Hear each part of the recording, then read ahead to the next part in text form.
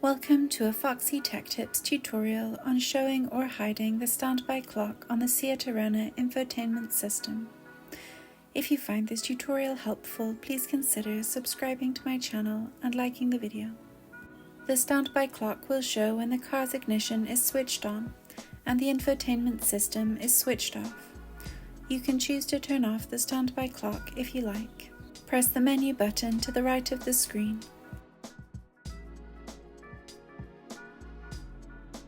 Then tap System.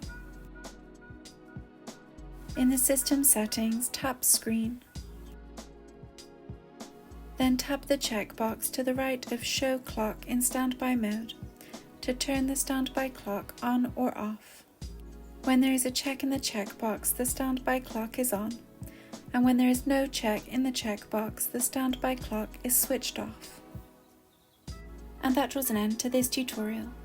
Please like the video if you found it helpful and subscribe to Foxy Tech Tips for more Seat Arona tips and tricks.